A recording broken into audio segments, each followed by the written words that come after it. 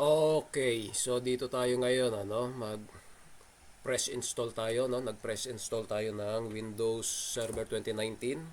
Evaluation copy ito pero pares lang din naman siya. So, first thing na gagawin talaga natin ay mag-create ng password Create. So, CSS at 2026. Yan ang unang-una, CSS at 2026. Isang password lang all throughout. Ayan, okay. Then finish. Initialize siya Press install kasi to. Press install. And using Hyper-V.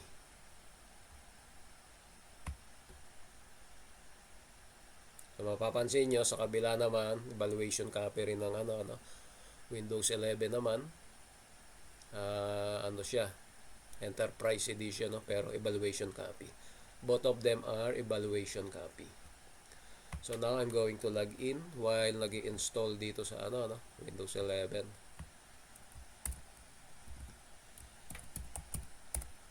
So i-prioritize natin na ma-install muna ng server 2019 kasi i-configure natin siya. So habang nagko-configure, nag-i-install naman yung Windows 11. So wait lang natin siya So tandaan natin, first step is to rename Pagka nakapag-initialize na itong server natin, ayan, ito yung pangalan ng folder. Nakapag-initialize na siya, we need to first rename rename convention natin like DC1, DC2 means domain controller 1 or domain controller 2. Ito gagawin nating domain controller 1 or DC1. So wait lang natin mag-appear yung server manager.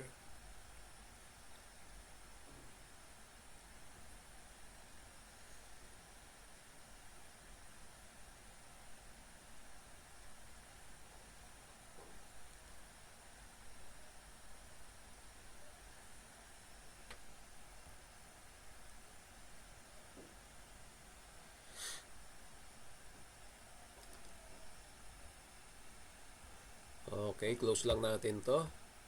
So ito na ito tayo sa server manager. Just go to local.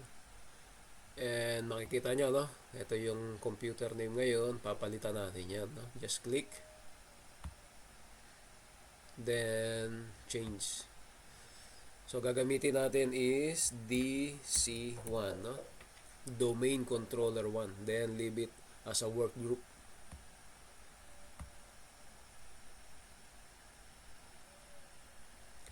So we need to restart and just restart.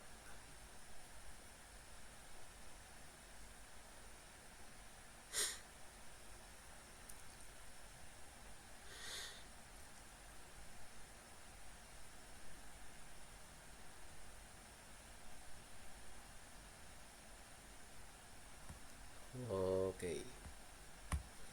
So CSS at 2026. Okay. So open lang ako ng notepad dito sa main computer natin para makapag-note tayo.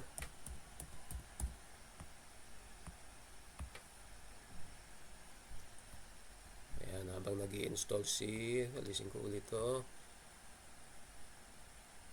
Okay, iwan ko lang dyan iwan natin yan dyan.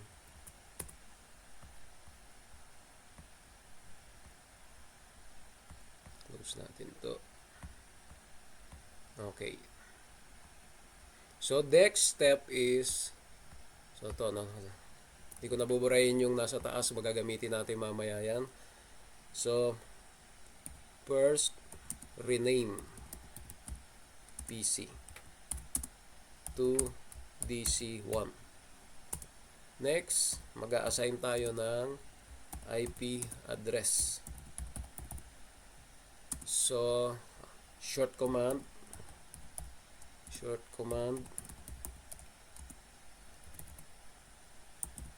no? Windows logo plus R, then type nyo, no? Type ncpa.cpl.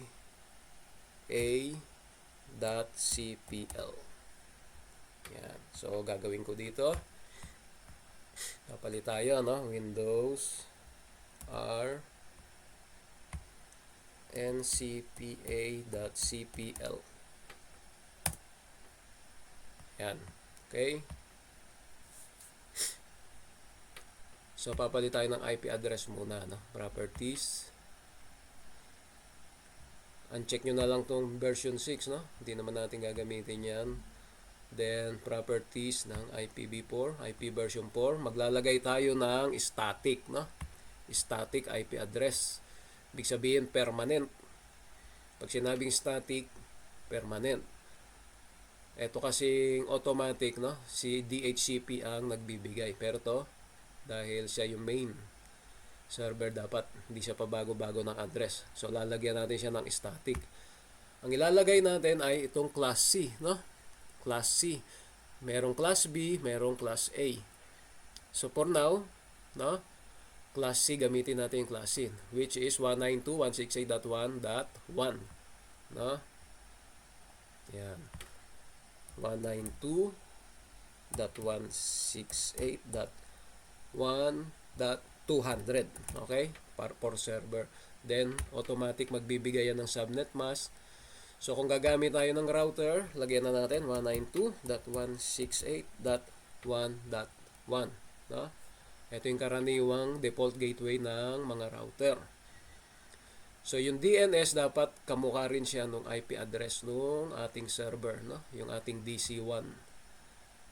So, ang ating DNS, kopyahin lang natin yung 192.168.1.200. Okay. So, yan, ano? Ayan, meron na tayo static IP. Kailangan kasi natin mag-set ng static IP para makapag-add tayo ng roles, no? Hindi tayo makakapag-add ng roles kung wala tayong IP address. So, close na natin siya.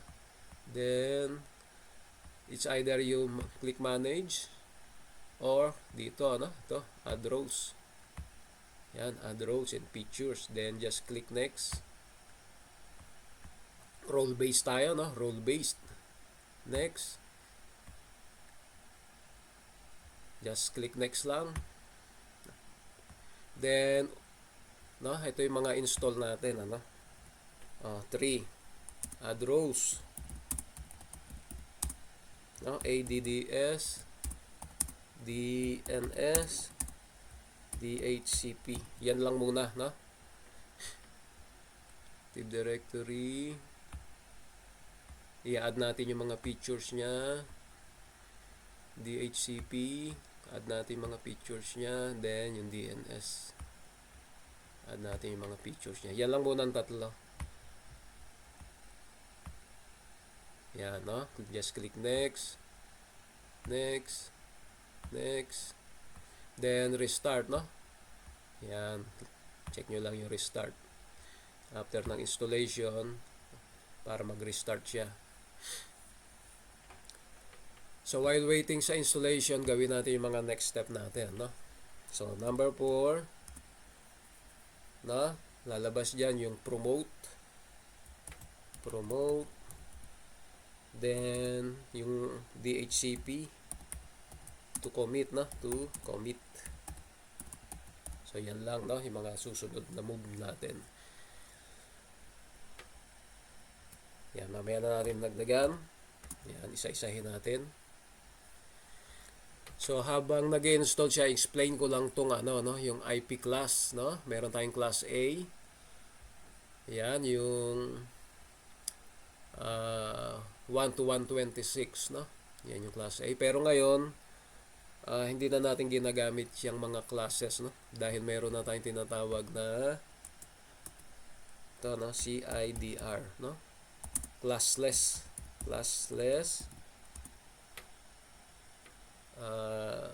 interdomain, no? Interdomain routing. Yan, no? Aralin nyo na lang yan. Ano ibig sabihin niyang cider? You can search sa Google, no? I-search nyo yan. And then, no? Ito yung mga slash is 24/24, no? That only means yung ano niya, no? Yung kanyang subnet mask. So, ito na. Tapos na yung installation, no? So, tingnan natin kung magre-restart siya. Wait lang natin kung magre-restart. Okay, hindi nag-restart. So, promote na natin, no? This server to a domain controller. Yan, ha? Promote.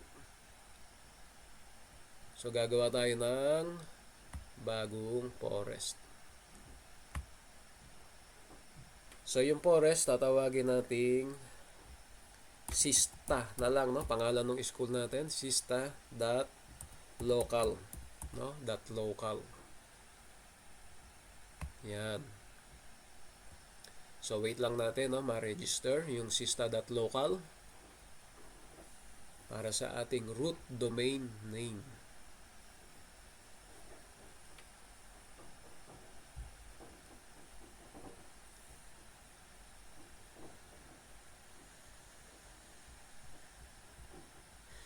Okay. So, gamitin nating password, no? Same pa rin. Wait lang natin. Naglo-load pa siya. Ayan, naglo-load. Loading. So, aralin nyo maigi itong mga IP class na to, no? And then, itong ano ba ibig sabihin ng classless interdomain routing. So, dito, tatype natin yung ating password, CSS at 2026. CSS at 2026. Then, just click next. Ito, wala naman tong problema, no? Yung ganyang note. Just click next lang. Then, let's just wait for the NetBIOS domain name na mag-appear dito bago tayo makapag-proceed.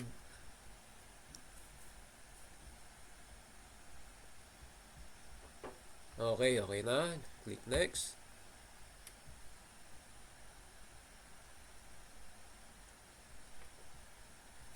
Then, click next. Wala tayong kailangang galawin dyan.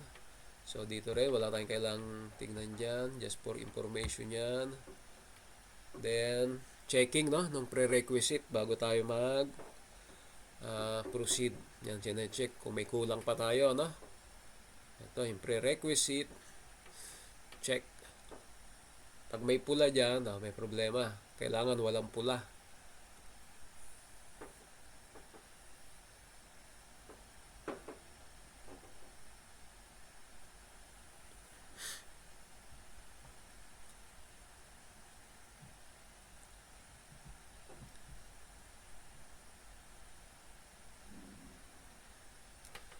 So, very good, no? Sabi niya, all prerequisites check pass successfully. Kaya wala tayong problema. Just click install lang tayo.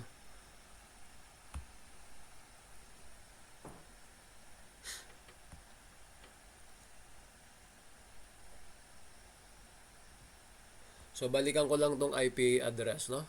Ngayon, gagamitin lang muna natin yung class C. Meron akong separate video kung paano nyo maidadagdag tong class A and B, no? Yan. Class A and B.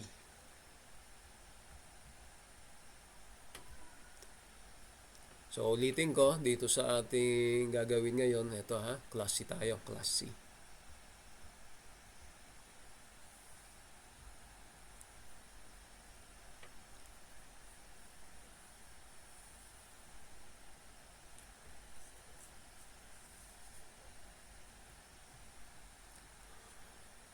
So, ayun, no? Nagawa na natin yung promote. So, waiting na lang tayo, no? For DHCP to commit. So, ito lang, no? Ito lang mga natandaan nating mga steps. So. Pinakamarami kasi rin gagawin sa paggawa ng mga group policy, ano? Yan. Andun kasi ang buhay, no? Ng server natin, no? Paggawa ng mga policy. Okay, magre-reboot na raw siya. Reboot, close. So, let's wait. Close natin. Yan, wait natin, magre-reboot yan, automatic. So ulitin ko, ginagamit natin server 2019 pa rin, no? Kaya lang pinili natin yung evaluation copy para wala tayong problema sa mga licensing, no? Wala tayong nilalabag na mga about when it comes to licensing ng mga software. Since nasa school pa naman tayo, no? Dapat sumusunod tayo, no? Hindi tayo nangihikayat ng mga piracy.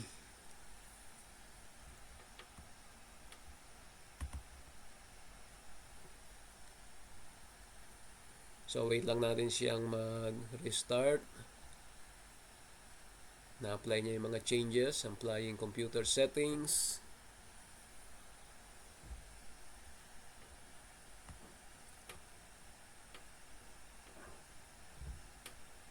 So next na natin ay so sa class A ito, no? Napakadali lang yung mga example. Maraming range yung class A, class B ganun din.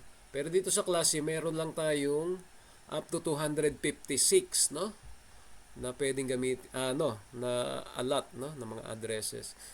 Yung .0 hindi natin ginagamit yan because that's the network address. Yung .255 that's the broadcast. So pwede lang natin gamitin dyan is from 1 to 254, no? But then ginamit na natin yung 1 for router, statics yun, no? Static. And then yung .200 sa ating server. So what remains ay yung ibang hindi na gagamit. So doon tayo kukuha ng mga scope. No, halimbawa dito sa setup natin maglalagay lang tayo ng 5 computer, no?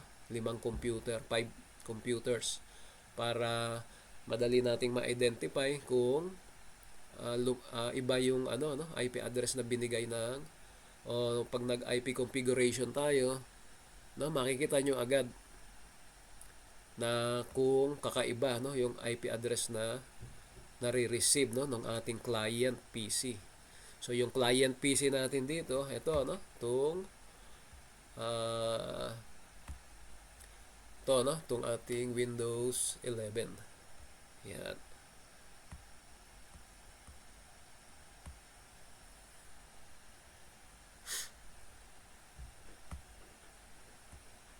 So reset lang natin to habang nag-aantay tayo.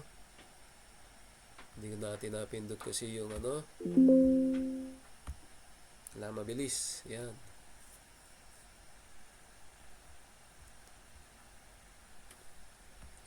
Ating notepad, balik natin.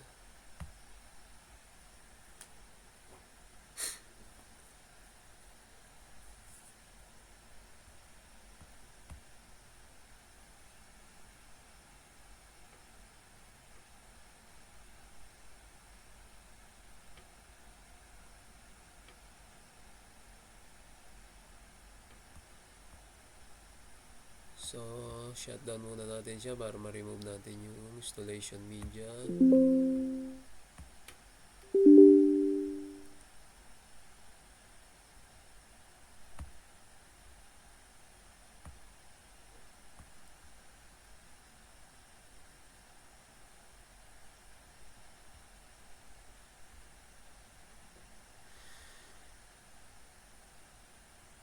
Iwan muna natin to. Mamaya na natin siya balikan. Okay. No, so ito, no? Dito na tayo ulit. Administrator.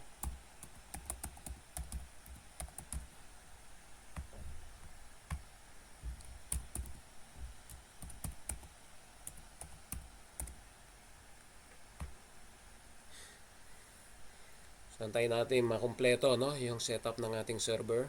The next thing that we have to do itong DHCP. Antayin natin siya ulit.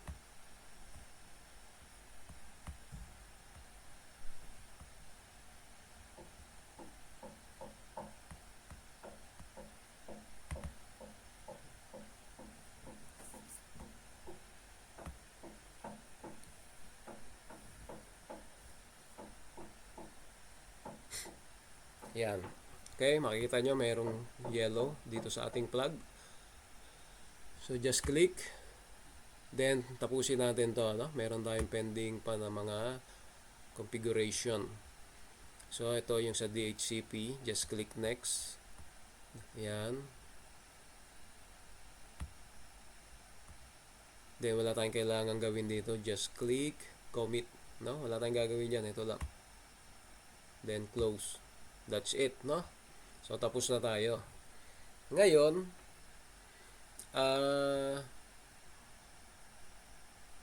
sige, magdagdag muna tayo ng organizational unit, no? So next natin ay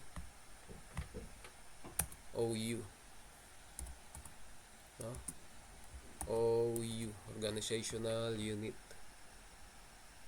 So paano natin gagawin yan? Pupunta tayo sa Active Directory. So ito na yung ating domain. So ito yung mga built-in, no, kay server. So what we need to do is right click natin dito kay sista.local, right click. Then new, no, organizational unit. So gawin nating CSS batch 3. Okay. Okay, no? So wala pang user siyang laman, wala. So dadagdagan natin. Add tayo ng user. So yung user natin, gawin na lang natin para madaling maalala, user 1. Madali ring magdagdag, user 2. Then click next lang. So same password. Same password.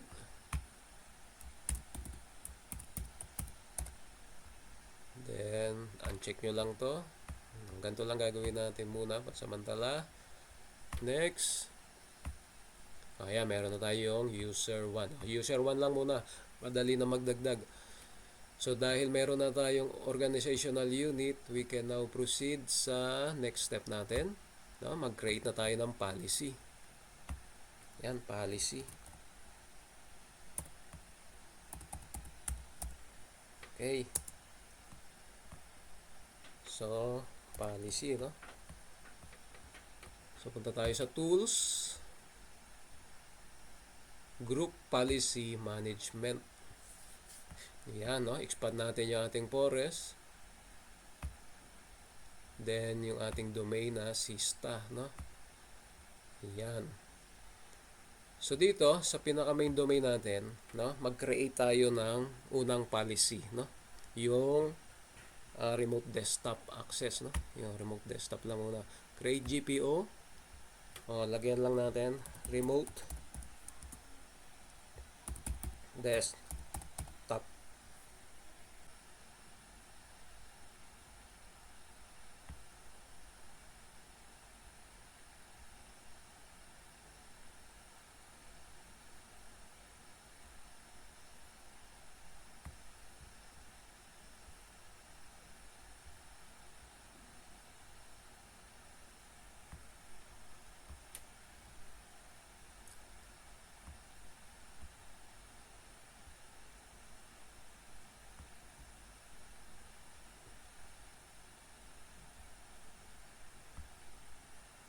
So punta tayo dito sa ito, no?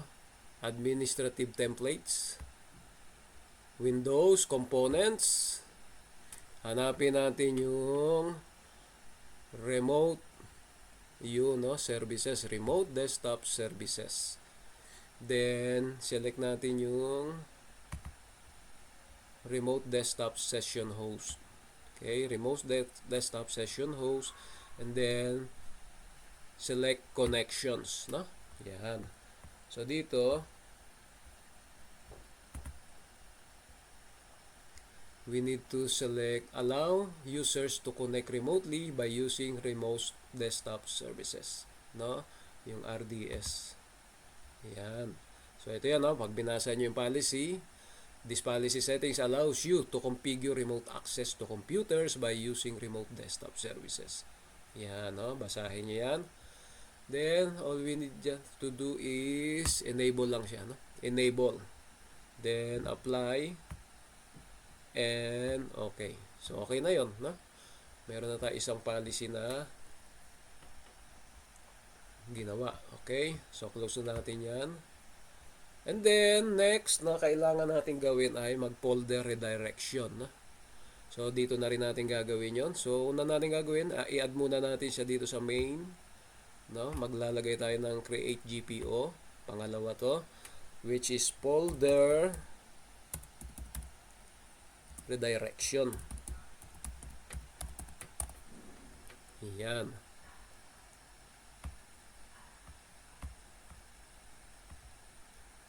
So yan, no? Dalawa na yung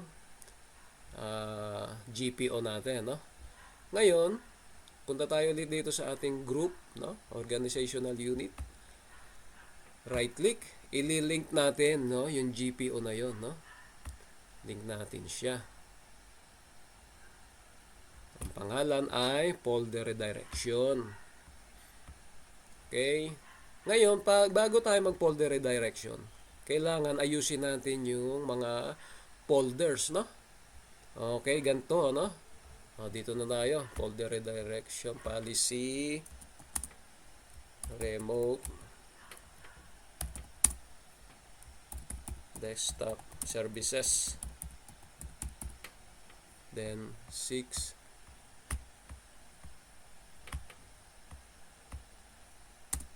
is folder redirection.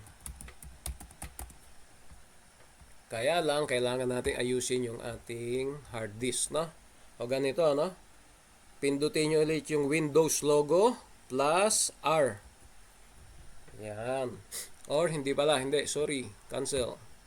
Windows plus X, no? Letter X. Yan, no? Para lumabas itong menu na to, no? Gagawin natin, select natin yung disk management.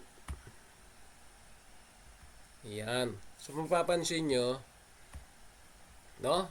Isa lang, no? Ito lang yung drive C. So, gagawin natin, shrink natin siya, no? Para magkaroon tayo ng separate partition. Shrink natin yung volume. So, ganito na lang gawin nyo, no? Kuha ka na agad yan ng 20,000.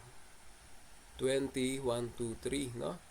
Or 20 gigabyte, no? Yan. Or almost 20 gig. Yan, 19.53. Hatiin natin to, no? Sa dalawa. No? Yung kulay black na to, unallocated space. Gawa tayo ng simple volume, no? So, yung una, 10,000 or 10 GB. Next. Next lang, pangalanan natin siya na folder redirection. Para lahat ng i-redirect natin ng mga users dyan sa partition na yan, no? Next, finish. Yan, meron nga ng sariling drive, no? Hindi ka pwedeng kumuha dito o mag-backup dito sa C, no? Yan. So, dito, new simple volume. Next. Next. Palitan natin ang pangalan. Backup. Okay. Next. Finish. So, yan. Meron ka ng backup, no? For backup. So, ngayon, punta tayo dito sa my computer or this PC, no? This PC. Yan. This PC. Punta tayo rito sa ginawa nating drive, no, ng folder redirection. Mag-share tayo ng folder, no? New folder. So, pangalan niya, folder redirection. Any name naman to, no? Pwedeng shared folder, pero para madali lang natin maintindihan, ano? Ito na lang muna. So, share natin siya. Properties. Sharing, advance, check nyo lang, no? Share this folder. Then sa permission, bigyan natin lahat ng control, no? Full, apply, okay, Apply lang. Okay, then kopyahin natin itong network path. Yan. Copy. Okay, close. So para ma-check natin kung okay ginawa natin, no? Properties. No, not to properties. No, right click yung this PC, then map. Paste nyo lang siya dyan. And finish. Ayan. Ha? So, pag tinignan mo siya dyan, andyan na siya, no? Yung network location. Okay, so minimize lang natin to. Minimize. Ito, pwede na i-close. Then, tuloy natin itong pag-edit, no? Ng folder redirection. Edit natin siya. Ayan. Okay. So, edit natin. Right click. Edit.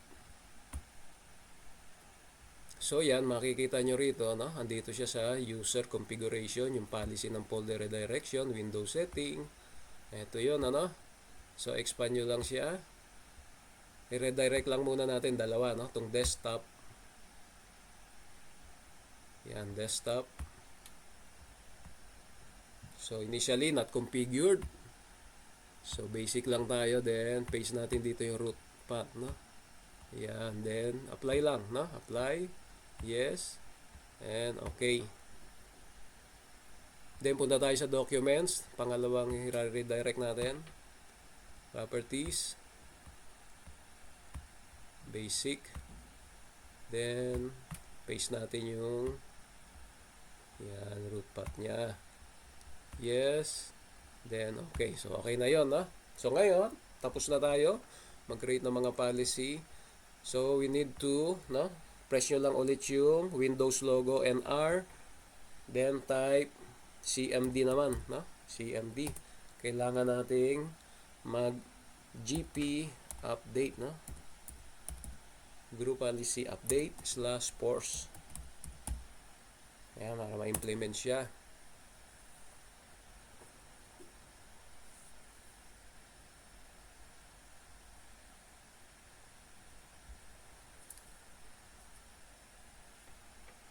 So, we need to restart.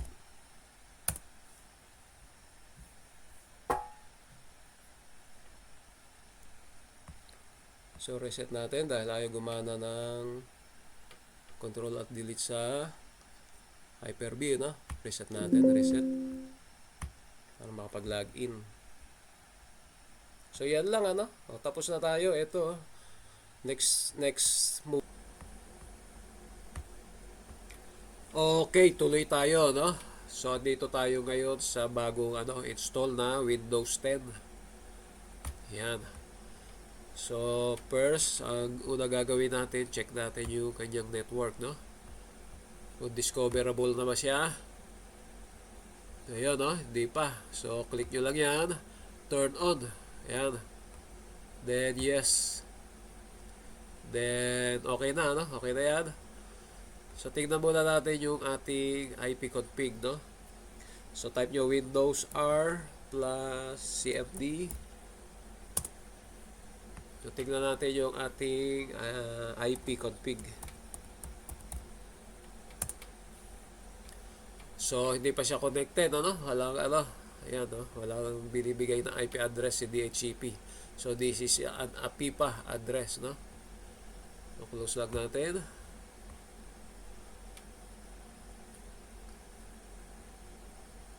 So, tingnan natin dito sa ating Windows R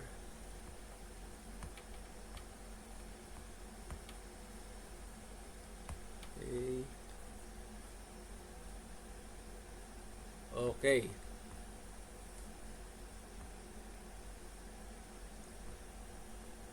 So, dahil hindi pa natin na-set up yung DHCP, no, pwede natin gayon pala gawin, no? DHCP. Kaya wala pang address na binibigay.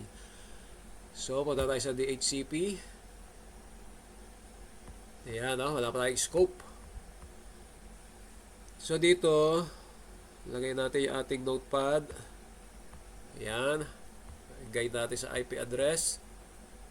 So, gagawin natin ay class C. Okay? So, set up muna natin yung ating DHCP, no? Yung ating version 4, no? IP version 4. Right-click lang natin yan. Then, use scope, no? Use scope. Next.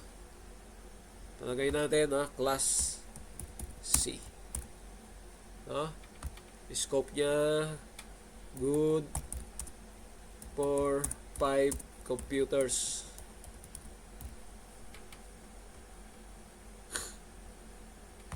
Yan, next lang. Then, ang start natin, gawin natin 192.168.1.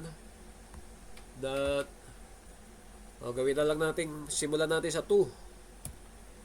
Ang end niya ay 192.168.1. So, kung good po 5, 2, 3, 4, 5, 6, no? 6 ang ending.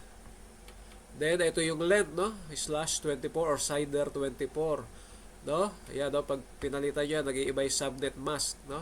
Ito yung tinatawag nating subnet mask. So, dahil /24, no? Ito yung nire-require, no? /24. So, lagay natin sa 24. Okay. So, ayan yung subnet mask natin, 3255. Next.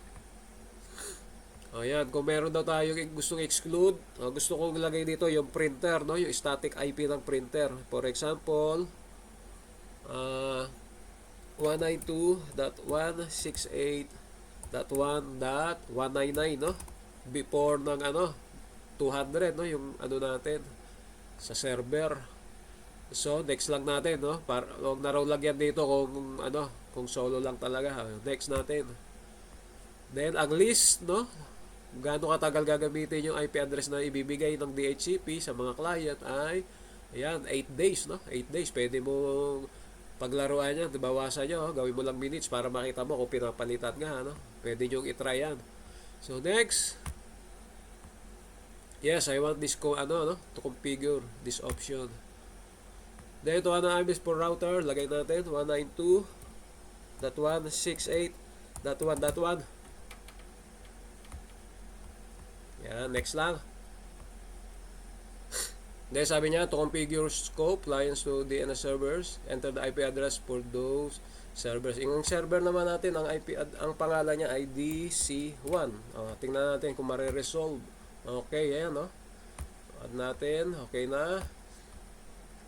Okay, next lang, next.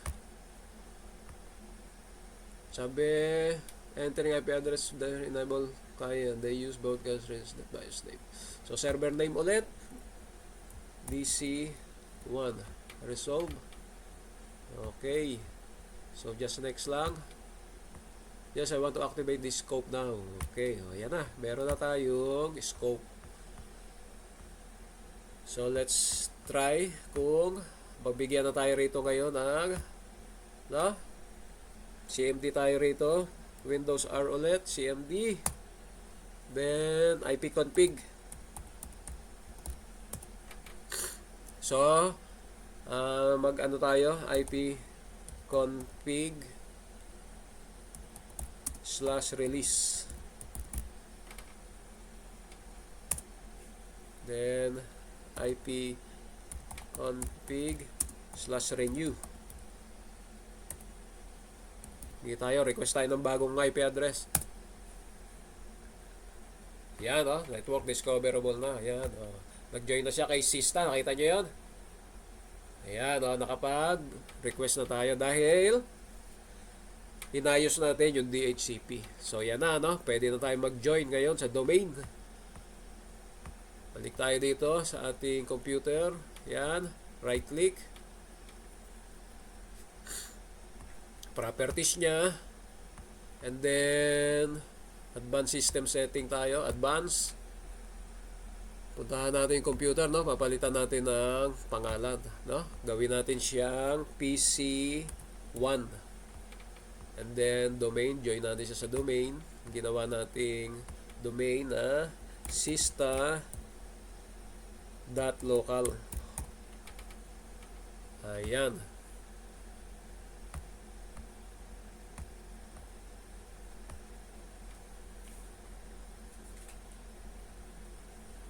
So wait lang natin. Yun, no? Then type natin si user 1 and CSS at 2026. So tingnan ko muna dito sa ating folder redirection, no? Ito, no? Wala pa laman. Si administrator pa lang, no? Tingnan natin kung madagdag na si user 1. Okay.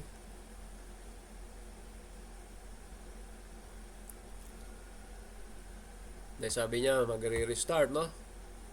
So, close na natin to. Then restart.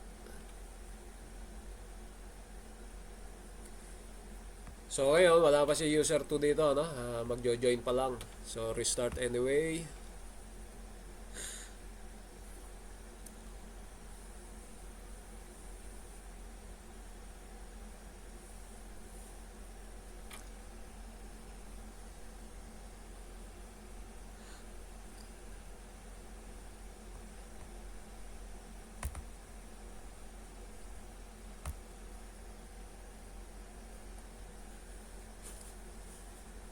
So other user tayo, no?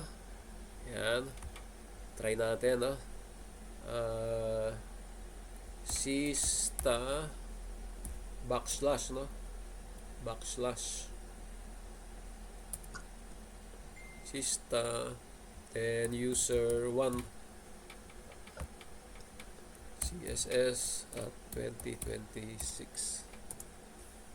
So ayaw pang tanggapin for now. Try natin ulit. Isa pa. Other user. Sista. Backslash ulit. User 1. CSS at 2026. Yun, no? Inulit lang natin. Nung una ayaw patanggapin, inulit lang natin, no? Ayun, no? Nakita nyo? Nag-appear na si user 1. Tingnan natin kung i-redirect yung kanyang mga folder dito. Ayun, i-redirect na. No? I-redirect na, oh. Yung desktop tsaka documents. So, yan. That confirms na nung ating, no? Nag-redirect dito yung kanyang desktop and documents. So kung bubuksan natin yan, no, walang laman, lalagyan na, no, hindi mabubuksan ni admin to, no? Hindi mabubuksan ni admin. Wala tayong privilege, no? Kasi private yan eh. Hindi natin pwedeng buksan unless i-push natin, ano? Yan. Siyempre, no, files niya yan eh. Hindi, kahit si admin, hindi niya mabubuksan yan. So dito, ang gagawin natin, check lang natin, no? Kung meron tayo ng symbol na kulay green, no? Yun, to. Yan, no? Nag-take effect yung ating folder redirection. So, next na gagawin natin ngayon ay yung backup, no? Backup. Magba-backup tayo. So, ito tayo sa ating notepad. Next step natin. Yun, backup na. To, backup. So, close na natin to. Close.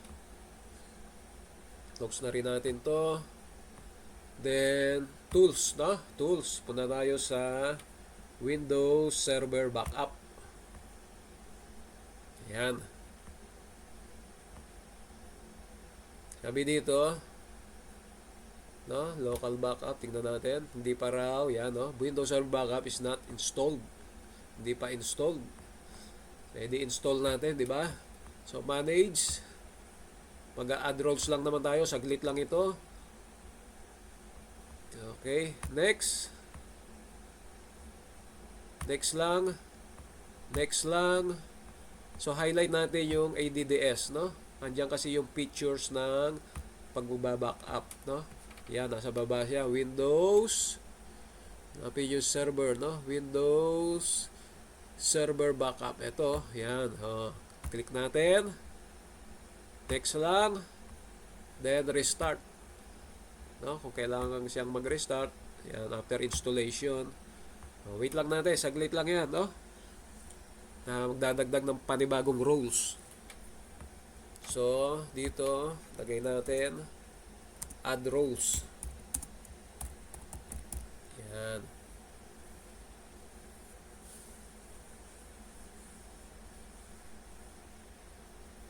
So, nakakapitong step na tayo, no? Pitong steps. Then, yan, no? Try natin. Try to do back up once. Yan.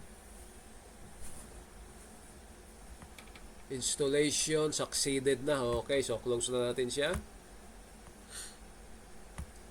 Punta tayo ng tools ulit. Tingnan natin kung meron na tayong yan, pwede na tayo mag backup. Yan, no? Nag-i-initialize. So, na-install na siya. Yan, no? Nag-i-initialize. Binabasa nyo yung mga hard disk. No? Yung disk natin. Yan, no? Reading data.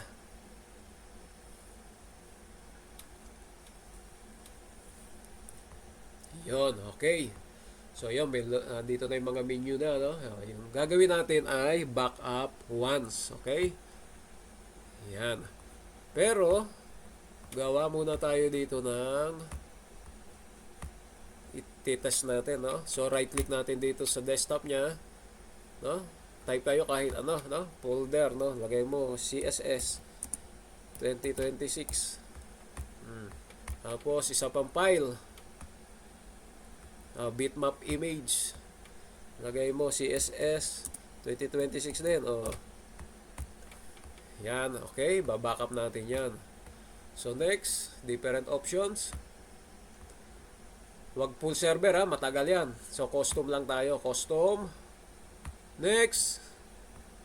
Add natin yung ating ibabackup, no? Nasa folder, redirection siya. So, yan, no? So, ito yun. Yung folder redirection. Yan. Ayan, chineka niya lahat, no? Yung sa administrator, lahat ng user niya, ibabackup natin. So, okay. Add items. So, ayan na, no? Na-add na natin siya. Okay. Then, next na. Local drives, no? Doon natin lalagay. Wala naman tayong remote. So, local drives lang. So, hanapin natin yung ginawa nating yun, no? Yung drive F. Andun yung backup. So, next. Yan. No? Next lang natin. Backup.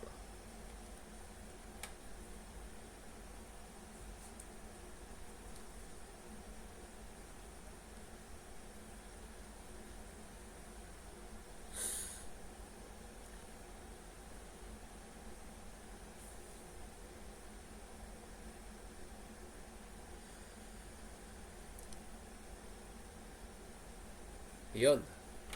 Okay, completed na to. Completed, no? Completed. Yan. Then close. Yan, backup successful.